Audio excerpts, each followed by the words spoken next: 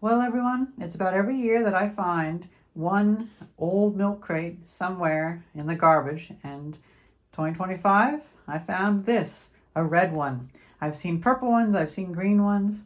I have collected an orange one. This was in the basement of an abandoned restaurant. Disgusting, filled with old plates and left to rot. But I cleaned it up, and it's now my Nintendo, or actually it's our Nintendo crate. My idea is I want to collect every color, all the different types of colors that they had. I found this one last year, and I spent so many days cleaning it up, so where it's in pristine condition. And this reminds me, last year I was kind of taken by the bottle crates that they use for sake and alcohol in Japan, and I decided to 3D model a crate that you could 3D print without supports. And it ended up being nothing like it.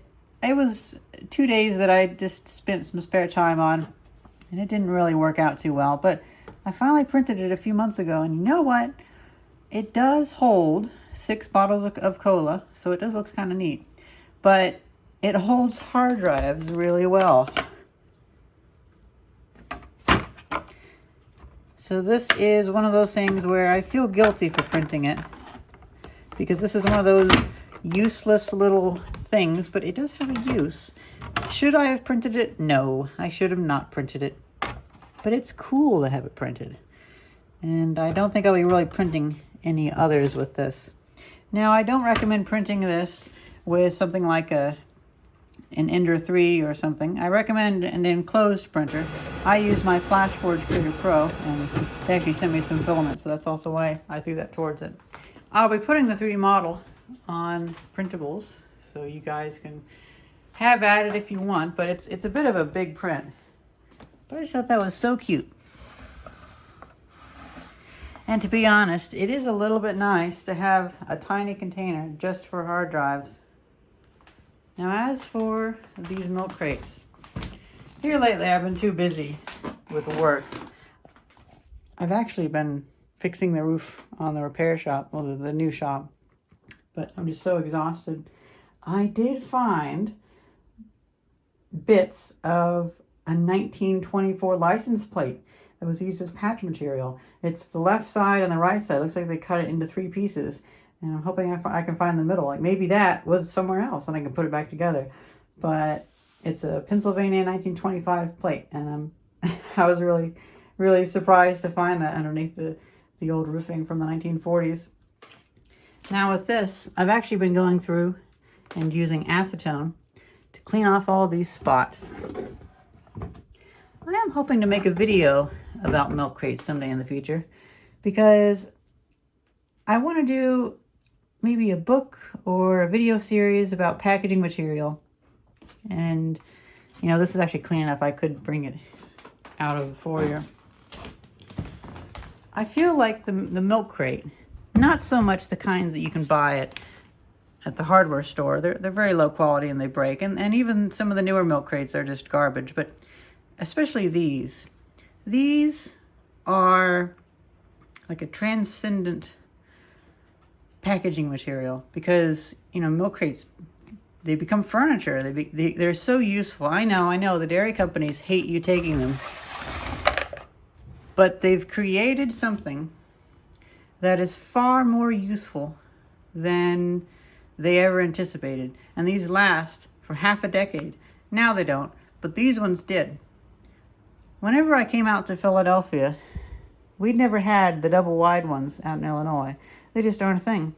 So finding the double wide ones, that was just amazing to see that. And now I have 2 of them. And they're both from old dairies that don't exist anymore, so they're a little bit of a relic to history. Now, something else I've noticed is it looks like with these, they had different custom cutouts that they did. For instance, with the Abbott's, they have like that heart shape.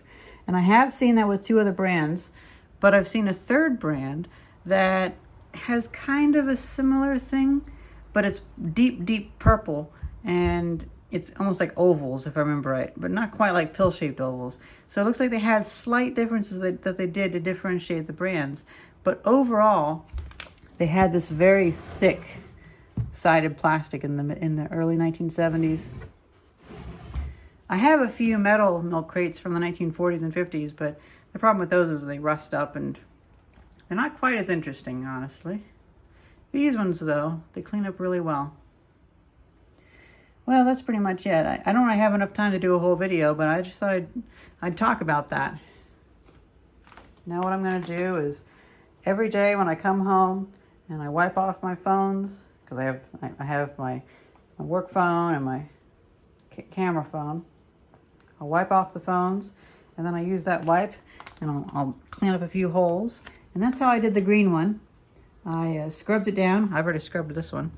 And then I just cleaned it up a little bit so it's clean all throughout. And then this one, I'm thinking it can be the Nintendo 64 and the GameCube, because I have these consoles, there's no real place for them. But I'm hoping that if I can collect a few more of these, I'll save them from the garbage, because these don't deserve to go to the landfill. Or actually out here, they get burnt. But maybe in the future we can do a video talking about the history of milk crates that I've found. And I will note one thing. Any new milk crates that I find, I do take back to the manufacturer.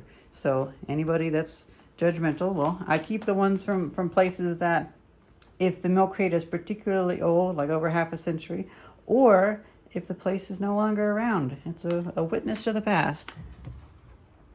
So yeah, I'm going to keep working on this.